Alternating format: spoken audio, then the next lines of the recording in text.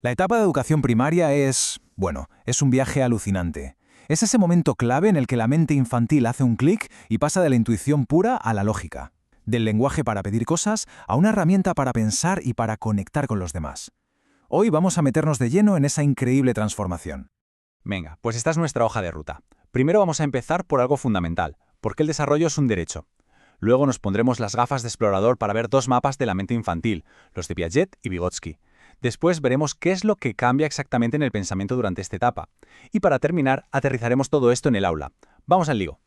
Lo primero de todo, y esto es clave, es entender que no estamos hablando simplemente de un proceso biológico, de algo que pasa y ya está. No, hablamos de una responsabilidad que tenemos como sociedad.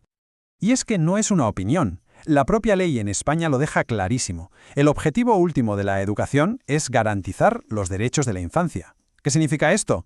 Pues que entender y apoyar el desarrollo de cada niño y cada niña no es una opción, es la base sobre la que se construye todo lo demás. Y ojo, que esto es importantísimo. Aunque hablemos de etapas generales, el desarrollo es un camino súper personal. No es una carrera con una única meta. Cada persona tiene su propio ritmo. Y factores como su personalidad y sobre todo su entorno familiar y cultural van a modelar ese viaje de una forma única. Muy bien, ahora vamos a ver las dos grandes teorías que nos han servido y nos sirven de mapa para entender cómo piensan y aprenden los más pequeños. Son como dos formas distintas de dibujar el mismo territorio, la mente en pleno desarrollo. Fijaos, porque lo que vemos aquí es, en esencia, una de las grandes tensiones de la pedagogía. Por un lado, tenemos a Piaget. Para él, el niño es como un pequeño científico que explora el mundo por su cuenta, construyendo su conocimiento desde dentro. Es decir, primero madura biológicamente y luego, gracias a esa madurez, puede aprender. Pero llega Vygotsky y le da la vuelta a la tortilla. Para él, el niño es un aprendiz social. Es el aprendizaje, la interacción con los demás, con la cultura, lo que tira del desarrollo, lo que lo empuja hacia adelante. Y esto no es una discusión teórica sin más, Es el debate que todavía hoy define si en una clase priorizamos el descubrimiento individual o el trabajo en equipo. Piaget lo veía como una especie de escalera. Cada peldaño es una forma de pensar más compleja. Y en la etapa de primaria, que es la que nos ocupa, estamos justo aquí, en la etapa de las operaciones concretas. Este es el gran salto a un pensamiento que empieza a ser lógico.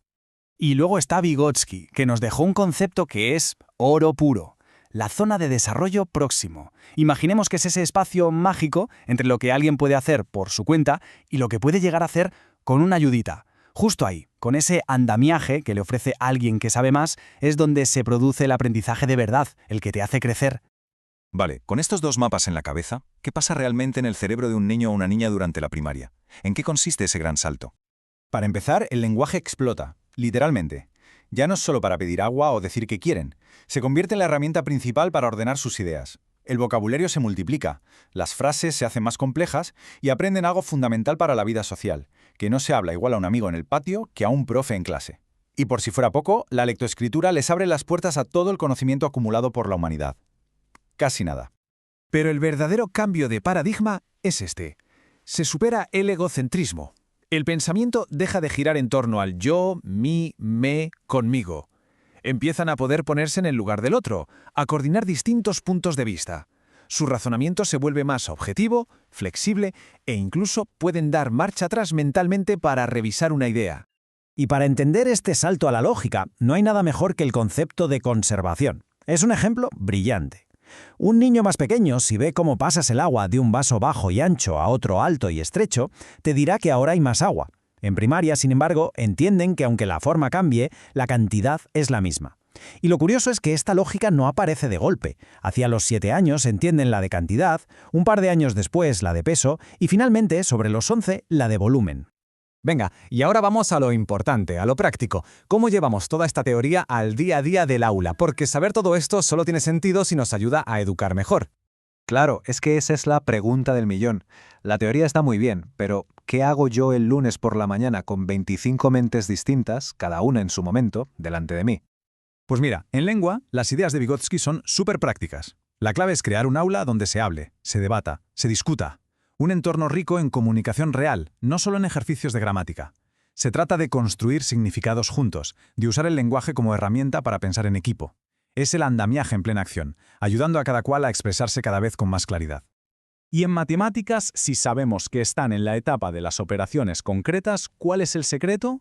Pues que las matemáticas sean concretas. Antes de saltar a los números abstractos en un papel, hay que tocar, manipular, experimentar, usar ábacos, regletas, monedas, lo que sea que les permita ver los conceptos matemáticos con sus propias manos. Y para Kono, como se le suele llamar, volvemos al espíritu de Piaget. Si el niño es un pequeño científico, el aula tiene que ser su laboratorio. El objetivo no es que memoricen datos, sino que se hagan preguntas. Hay que alimentar esa curiosidad natural, enseñarles a indagar, a buscar sus propias explicaciones y a experimentar con el mundo que les rodea. Al final, la clave de todo esto, el gran cambio de mentalidad, es este. Gracias a esta forma de entender el desarrollo, la educación moderna ya no pone el foco en lo que un alumno o alumna no sabe hacer, en sus carencias. Al contrario, se centra en identificar sus capacidades y en potenciar todas sus posibilidades. Y claro, todo esto nos deja con una reflexión final, que es quizás la más importante de todas. Si entendemos que cada mente es un mundo y que cada persona sigue su propio camino, el gran reto de la educación es precisamente ese: cómo diseñamos experiencias de aprendizaje que de verdad sirvan para todos, cómo construimos un aula donde quepan todos esos mundos.